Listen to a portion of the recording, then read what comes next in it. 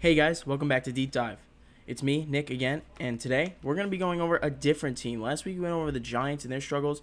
I want to talk a little bit about the Steelers. But this is totally unbiased, Deep Dive.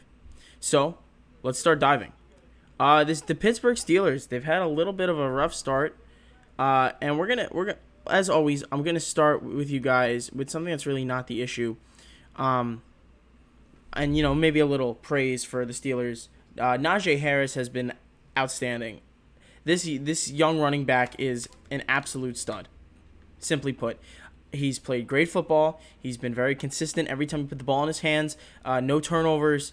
Najee has been good. Najee has been a good football player for the Steelers. However, they have a boatload of issues. So I'm really going to jump into the issues immediately and not, dilly-dally and dance around.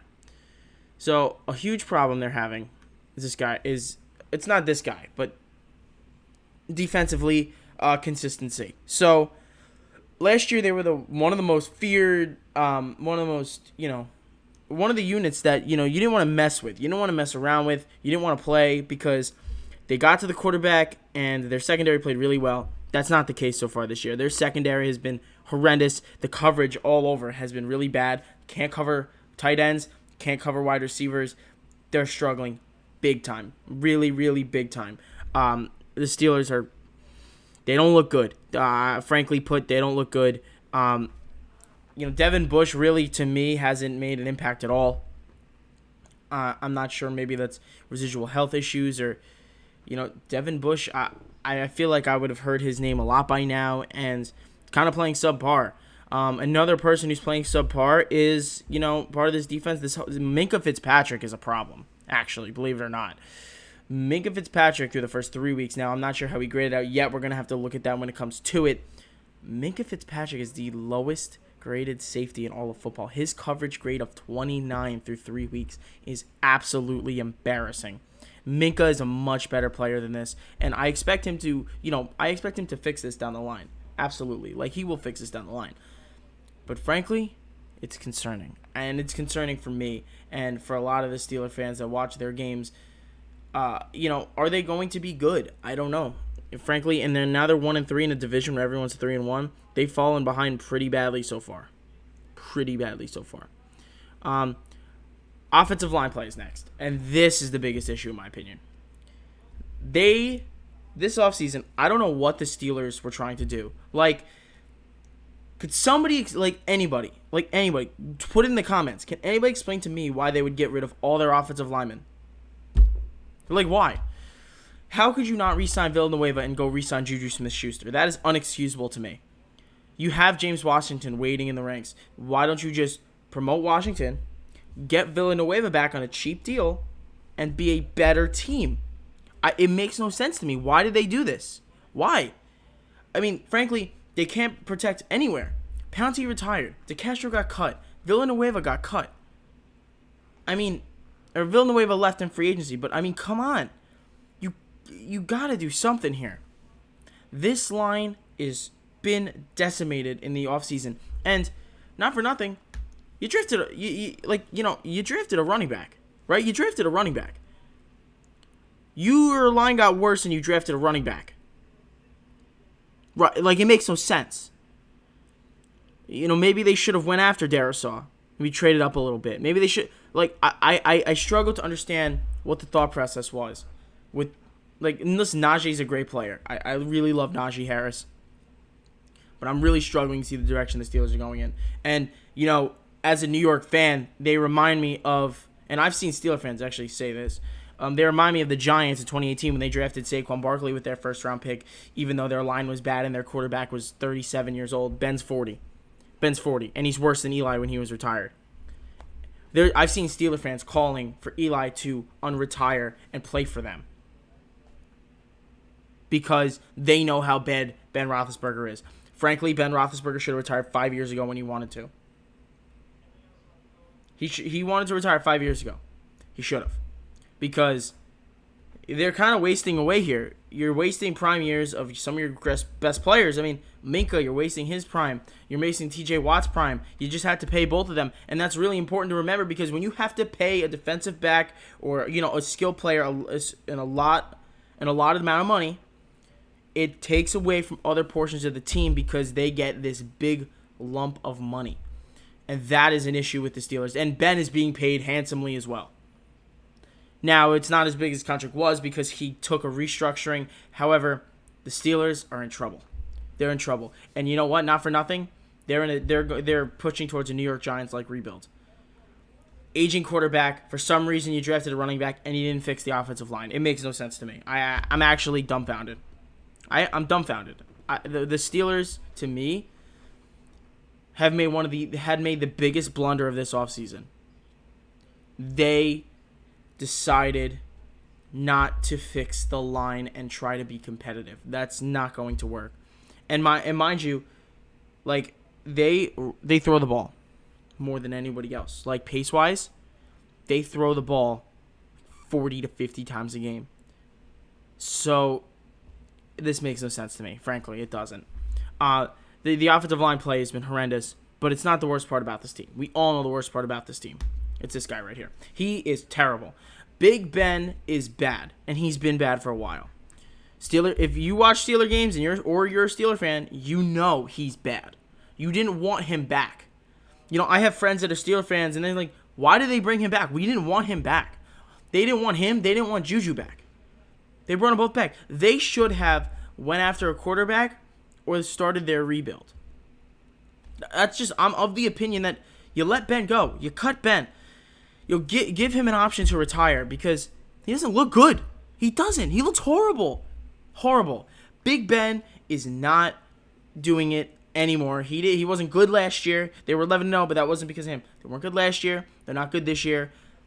The Steelers are heading towards a big rebuild. And the problem is you just paid a huge defensive player in T.J. Watt, the most annual money of any defensive player of all time. That's a problem. You just drafted a running back, and by the time that you're ready to compete, this running back, unfortunately, might be in a contract here. You might not be able to pay him. He might walk. It's like mind-numbing because it makes me so angry. Like, I don't understand what the Steelers' thought process was here. I don't understand it. I mean, frankly, Big Ben is done. He's been done, and he will continue to be done. But you put your chips in on him now. So now that we're here, we're 1-3. The Browns are 3-1. The Ravens are 3-1. The Bengals are 3-1, right? And you lost to the Bengals already, which everybody viewed to be the worst team in the division, competition-wise. So let's talk about it. What can the Steelers do to win games? Honestly, go sign Forrest Lamp is number one. You need an offensive lineman. Go sign Forrest Lamp. That's number one. Number two, run the ball 20 times a game. Run the ball. Commit to the run game. Because when you're throwing the ball 40 times a game, it doesn't matter what the game script is. You'll always be behind it. You'll always be behind it, frankly. Like, if you do not make the opponent respect the threat of the run, they will not. I mean, these 30 dump-offs a game to Najee Harris. I mean, listen, if you have him on your fantasy team, that's fantastic. This isn't fantasy football. This is deep dive. This is what is wrong with the Pittsburgh Steelers. And an issue with the Pittsburgh Steelers is they have no balance. Najee Harris shouldn't be catching 10 dump-offs a game. He should be taking those 10 dump-offs, converting them to 10 more carries. That's how you win football games. You keep the ball on the ground, and you don't give your aging quarterback chances to get hit or make mistakes. Because if you think this defense is good enough, which it's not been so far, in fact, they are one of the worst defenses so far on, the back end. Their back end has been atrocious.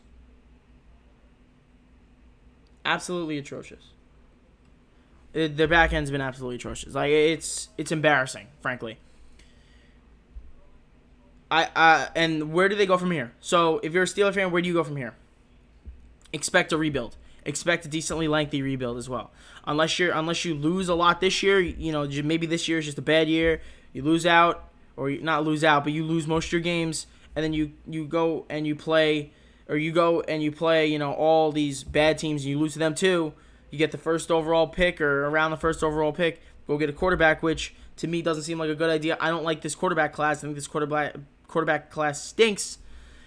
Then I don't know really what you're looking at a lengthy rebuild. Then you're waiting for Bryce Young to come out of Alabama. Like, it's not good. Like, I don't know that Ritter from Cincinnati's got it. I don't think Sam Howell's got it. Spencer Rattler looks terrible. I mean, these college quarterbacks don't. You can't rely on your future for a college quarterback in the middle of a season, obviously. So, it's either they choose not to compete or they try to compete. And let's say they try to compete. They win 7 games. You're out of reach for a quarterback anyway. Like, it's not good. It's not good. The Steelers' thought process this offseason was horrendous. Horrendous. Najee Harris, I love the kid. I think he's going to be a great back in this league for a long time. It stinks because this just reeks of Giants 2018. Like, is this going to be the same? Like, the season is panning out to be the same way, right? It is literally panning out to be the same way. You're losing like these games where you're coming back late because you're just dumping the ball off to the running back 30 times and you have no line. Your quarterback's too old. He can't move. He literally is a tree standing in the pocket. I mean, the Steelers and the Giants share a lot of qualities, and they paid defensive players. I mean, at that point, the Giants paid Jason Pierre-Paul, which they ended up trading. They paid Olivier Vernon, which turned out to be a disaster. They paid Janoris Jenkins.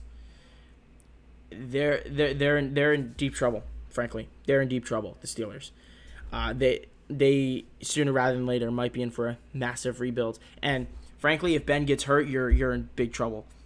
Now, a way to go about this maybe when this guy's healthy, Steelers could trade for Mariota. Start Mariota. How much possibly worse could Marcus Mariota be than Ben Roethlisberger? I don't think he would be worse. Frankly, I don't. And Marcus Mariota hasn't started in 2+ years. He hasn't.